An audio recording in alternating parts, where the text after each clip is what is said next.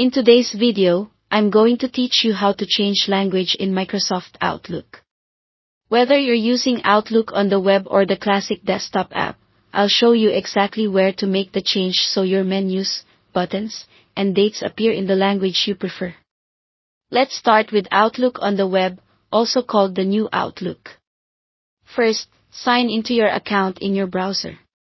In the top right corner, click the Settings gear icon to open the panel.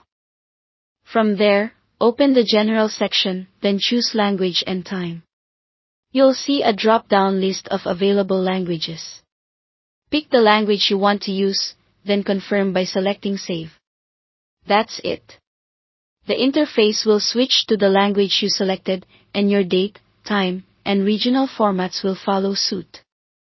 If you don't see the change right away, give the page a moment to refresh or navigate to another folder. The update is applied to the interface, but it won't translate the content of your emails. Some organizations limit the available languages, but you can choose any option in your list.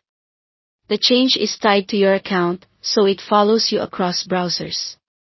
Now let's look at the classic Outlook desktop app. Open Outlook on your computer and go to the File tab in the top left.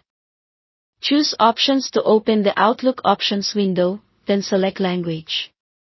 Under Office Display Language, choose your desired language and click Set as Preferred so Outlook knows which one to use for the interface. If your language isn't listed, you might need to install a language pack. You can find those on the official Office website. After you've set your language, restart Outlook for the change to take effect. Be sure to fully close the app and open it again so the new display language loads across all windows and ribbons. This display setting is shared across Office, so it may also apply to Word and Excel on the same device. Quick recap: on the web, go to Settings, General, Language and Time, choose your language, and save.